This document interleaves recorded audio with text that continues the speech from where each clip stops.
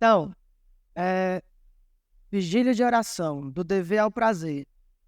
Eu fiquei com o desafio de falar um pouco sobre a abordagem da oração ao longo da história da igreja.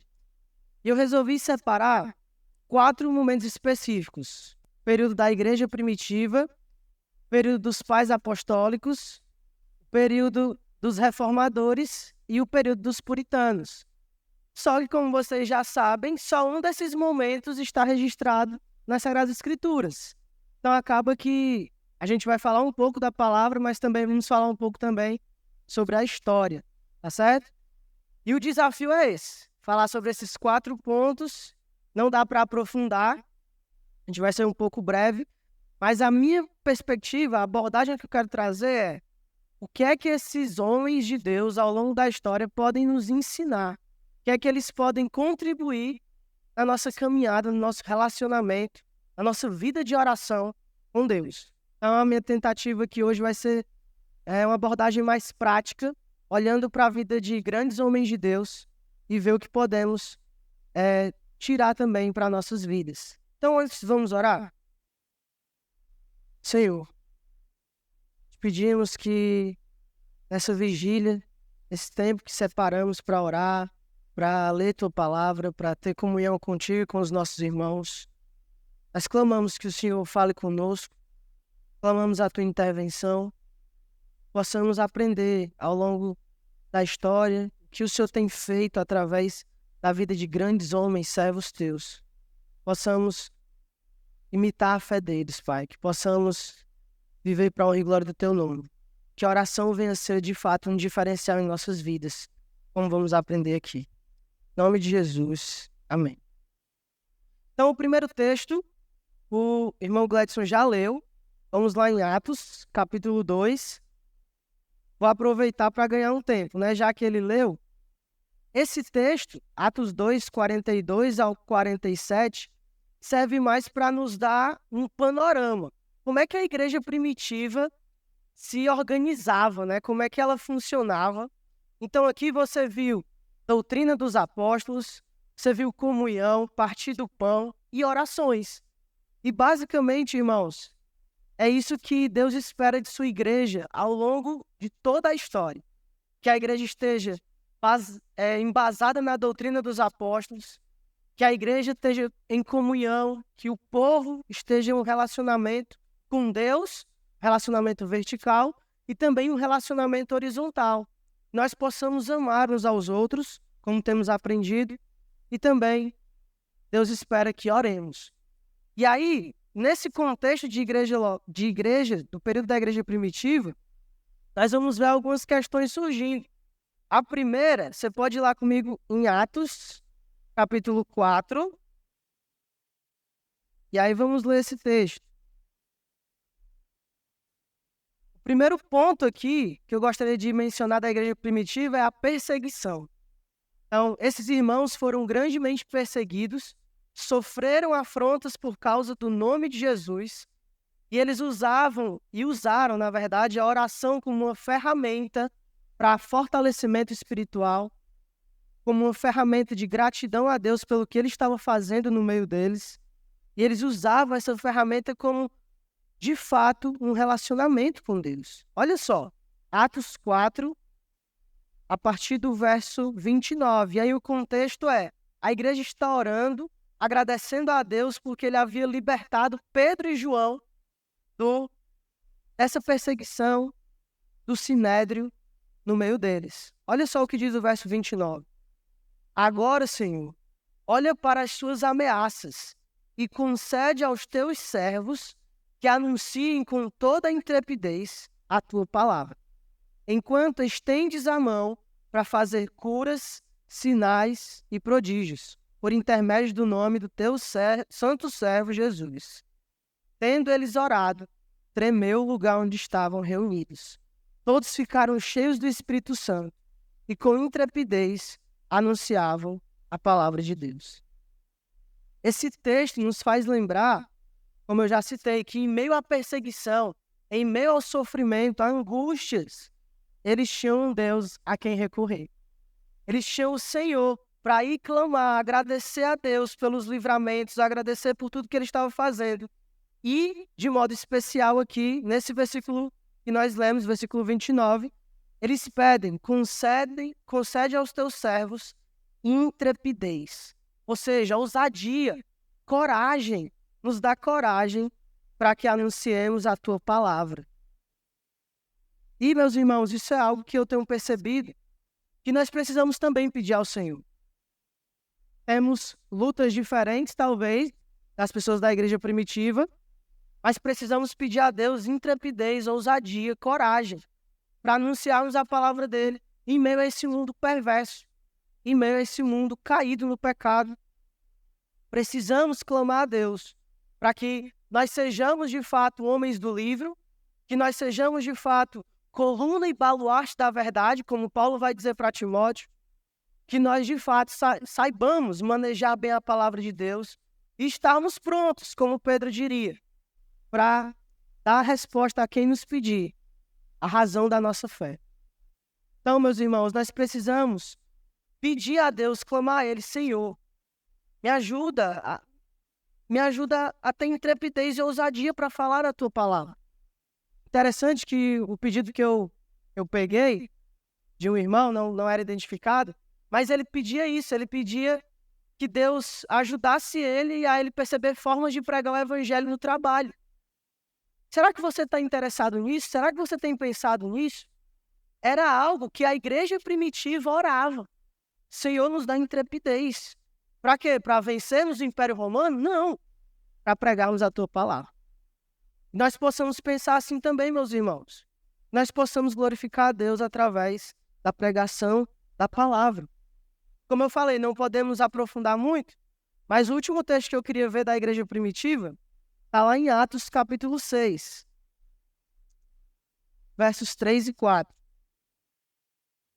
Aqui os irmãos devem saber também, o contexto é a escolha dos diáconos. Só que eu quero mostrar para os irmãos a motivação que levou à escolha. Atos 6, verso 3. Aqui os apóstolos falando. Mas, irmãos, escolhei dentre vós 7 homens de boa reputação, cheios do Espírito e de sabedoria, aos quais encarregaremos deste serviço. E quanto a nós, nos consagraremos à oração e ao ministério da palavra. Os apóstolos entendiam muito bem o valor, a importância de ter vida de oração e no ministério da palavra. Eles estavam diante de um conflito a resolver. Muitas viúvas estavam sendo esquecidas na distribuição diária lá dos pães. Mas eles diziam, há algo mais importante para nós. Diáconos vão servir nisso e nós vamos nos consagrar à oração e ao ministério da palavra. Eu creio, irmãos, que é como nós sempre vemos. Quando Deus dá ordens aos seus líderes, aos representantes da igreja, a pastores, diáconos, Ele não espera isso somente deles, mas Ele espera que esses homens liderem a igreja nisso. Então, Deus não espera que somente os pastores, presbíteros e os seus líderes, Ele não espera que somente eles se consagrem à oração, mas Ele espera que todos nós façamos isso. E aí nós podemos imitar os nossos líderes nesse processo. E aí lembra, um período de perseguição, angústia e dificuldade, o que é mais importante? Os apóstolos responderiam com facilidade. Nós vamos nos consagrar à oração e ao ministério da palavra. Então, irmãos, sobre a igreja primitiva, nós podemos aprender isso, a estabelecer as prioridades. A prioridade que nós devemos ter é buscar o reino de Deus, em primeiro lugar, e a sua justiça. E as outras coisas, porventura, serão acrescentadas. O nosso foco deve estar, então, em buscar as coisas de Deus, servi-lo, glorificá-lo. E para isso é necessário relacionamento com Ele. E relacionamento só se dá com uma vida de oração, de leitura da palavra, tempo de intimidade com Deus de fato. Ok? Agora nós vamos caminhando na história e a palavra de Deus vai só até esse período aqui que nós vemos, né? Da igreja primitiva. Mas os pais da igreja também têm muitas contribuições a nos dar. E aí eu gostaria de trazer algumas citações para vocês. muitos pais da igreja foram chamados para serem mártires pela causa do evangelho. Então, essa perseguição que começou no período da igreja primitiva não acabou ali. Então, muitos imperadores romanos perseguiram o povo de Deus, perseguiram a igreja de Deus, perseguiram a palavra de Deus, e Deus levantou mártires, homens capazes de sofrerem por causa do evangelho. E esses homens nos trazem muitos ensinamentos. A vida de oração deles certamente os direcionou a terem convicção de que Deus estaria com eles, ainda que no martírio. O que falar das histórias de Inácio de Antioquia, de Irineu? O que falar de grandes homens de Deus, como Clemente? Faltaria, claro, tempo para falar sobre todos esses homens, mas uma coisa é certa, eles levavam uma vida de oração que glorificava a Deus. Eles levavam tempo com Deus a sério. Eram homens de profunda oração e devoção a Deus. Dedicavam-se pessoalmente a longos períodos de oração e eram generosos com o tempo dado à oração em suas liturgias. Não somente tempo de oração e intimidade com Deus, mas também em suas igrejas, em ministérios que eles lideravam, eles sempre destinavam muito tempo de oração. E o que nós podemos aprender com esses homens do período dos pais da igreja? Nós podemos aprender com eles, irmãos, que ainda que em meio a lutas, dificuldades, ainda que em meio à morte, nós podemos orar ao nosso Deus. Ainda que em meio a tudo ruim indo ao nosso redor, nós podemos lembrar, Deus nos deu uma ferramenta de relacionamento com Ele. Ali no tempo com os homens que tivemos lá fora, nós aprendemos que, apesar de nós, mesmo quando nós não temos desejo de orar, Deus, Ele se agrada na oração do justo. Que Deus incrível é esse, que quer um relacionamento conosco. Mas muitas vezes estamos distantes. Pois bem, a vida desses homens, de muitos pais da igreja, nos ensina até hoje, que da oração eles partiam agora para a missão. Não pode ficar apenas no âmbito particular, privado. Deus nos chama para ir, anunciar, pregar, servir, glorificar o nome dele. Esses homens fizeram isso. Tiveram tempo de intimidade com Deus, oração privada, mas eles partiram para a missão de Deus. Eles partiram para fazer aquilo que Deus estava chamando eles. Muitos entendiam que sua missão era morrer por causa do evangelho. E com os frutos dessa missão, muitos glorificaram a Deus. Homens que, como vai dizer o livro de Hebreus, falando sobre pessoas do passado, mas eu acredito que se aplicaria também a muitos pais da igreja, como uma analogia. Homens do qual o mundo não era digno. Homens que, com sua vida e com sua morte, com seu tempo de oração, com seu tempo de meditação, de leitura da palavra, de pregação, com suas vidas, eles dedicavam tudo a Deus. E os frutos dessa missão, eles muitas vezes voltavam também para a oração. A oração era a fonte, a oração era o ápice da missão, e a oração muitas vezes também era o resultado. Eles chegavam em lugares pregando o evangelho, e muitas pessoas agora podiam orar também. Por quê? Por causa do nosso mediador, Jesus Cristo, que nos abre, nos dá livre acesso ao Pai. Por meio desses grandes homens de Deus, o evangelho se espalhou de uma forma incrível. Seguindo, nós temos a vida dos reformadores. E aí, para destacar os principais, Lutero e Calvino. Os reformadores também viveram em um período muito difícil. Talvez não perseguidos como os pais da igreja, mas certamente perseguidos de várias outras formas. Os reformadores viveram em um momento de distanciamento de Deus. Em um momento em que Deus estava muito longe. Por quê? Porque era assim que a igreja ensinava. A igreja católica, daquele período, ensinava que Deus era muito distante e que o povo precisava dos sacerdotes, o povo precisava do Papa, o povo precisava dos bispos e ministros da igreja para se achegarem a Deus. Então a igreja ia pintando um quadro de um Deus cada vez mais distante. E com isso, a palavra de Deus também era relegada à distância. E com isso, tempo de oração com Deus também era relegado à distância.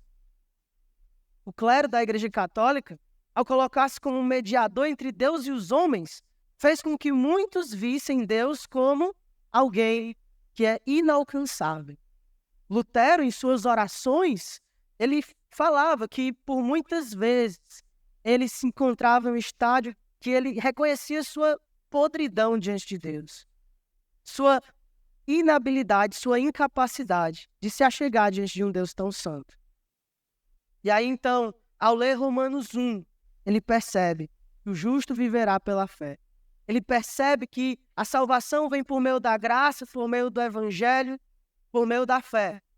E aí uma luz brilha em meio a densas trevas.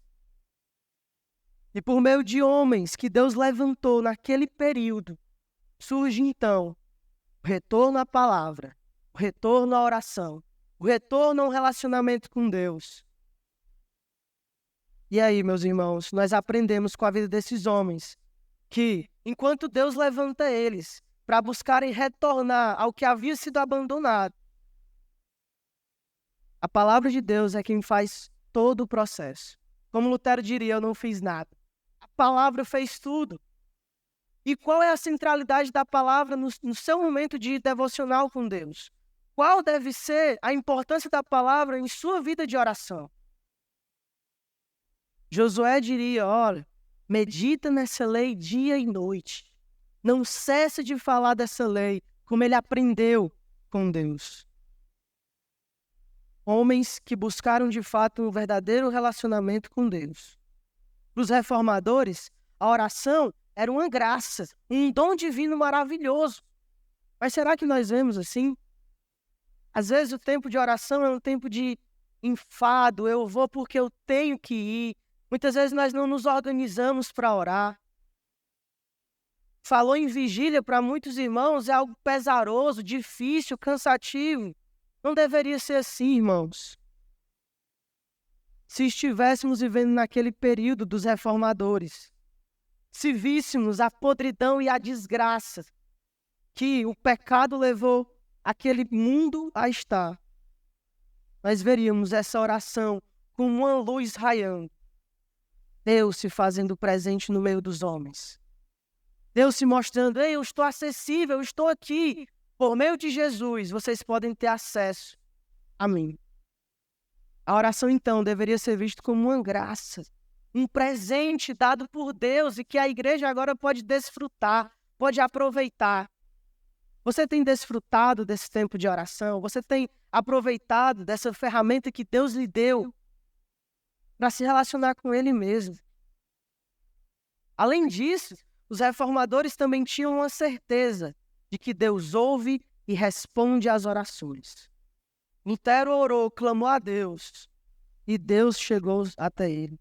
Calvino clamou a Deus, e Deus chegou até ele.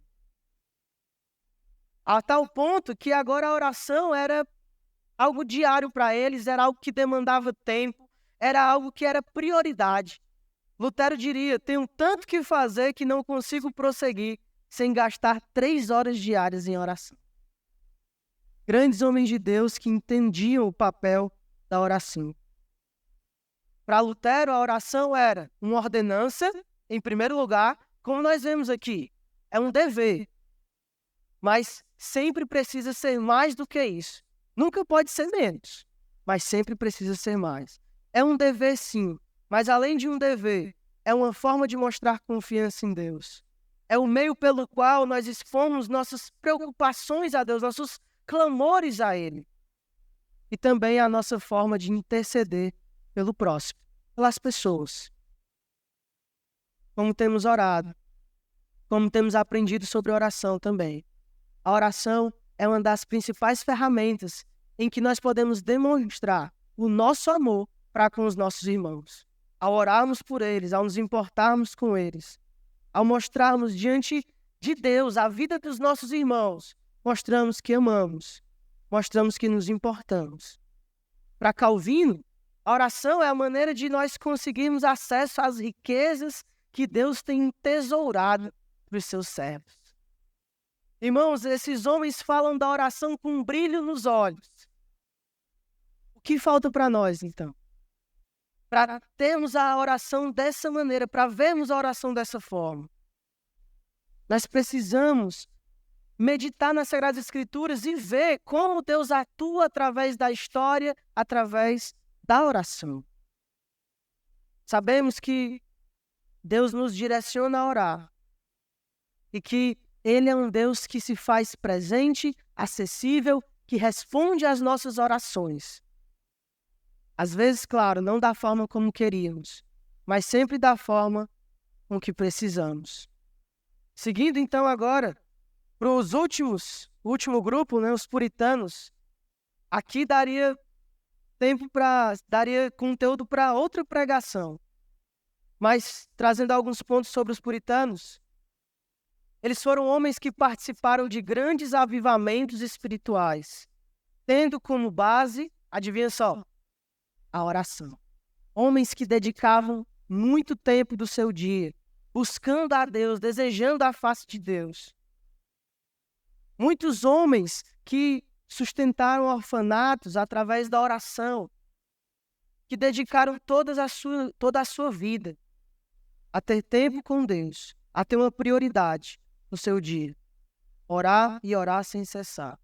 A história narra a vida de oração desses grandes homens de Deus como o grande diferencial para o serviço. Esse era o grande diferencial deles. Era isso que diferenciava eles das outras pessoas.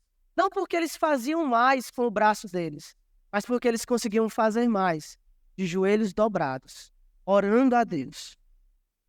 Tem uma frase que diz: quando eu trabalho, quando eu me esforço, sou eu que estou lá, trabalhando e me fatigando. Mas quando eu oro, é Deus que trabalha. Os puritanos tinham isso em mente. Deus está em missão, Deus está atuando. Precisamos participar disso através de oração. E aí eu tenho algumas frases, não são puritanos muito conhecidos, mas tenho aqui Thomas Manton, que diz: a palavra alimenta a meditação e a meditação alimenta a oração. Então ele via como uma progressão. Primeiro, eu busco meditar na palavra, aprender mais sobre Deus. E aí agora eu vou meditar, até porque a ordenança bíblica não é só de ler a palavra, mas meditar nela, dia e noite. E a meditação na palavra, irmãos, demanda tempo e esforço. E, a partir da meditação, agora eu posso orar. Orar as palavras de Deus. Orar aquilo que Ele tem exposto nas Sagradas Escrituras para Ele mesmo. Eu posso orar usando as palavras que o próprio Deus usou. Outro puritano, William Bridge, diria: embora o coração do homem seja muito indisposto a orar, se tão somente ele puder entrar em meditação sobre Deus e as coisas de Deus, seu coração logo começará a orar. Aqui serviria bem como uma resposta para muitas pessoas que dizem: eu não sei como orar, eu não tenho essa experiência, esse hábito de orar. Esse puritano diria: bem, comece pensando sobre Deus e sobre as coisas de Deus, a criação dele, tudo que ele fez. E aí, naturalmente, o seu coração vai ser levado a orar a esse Deus. Por último, William Bates, que disse: a maior razão por que nossas orações são ineficazes é que não meditamos antes de fazê-las. São orações distantes da palavra de Deus. Por quê? Porque são orações vindas de pessoas distantes da palavra de Deus.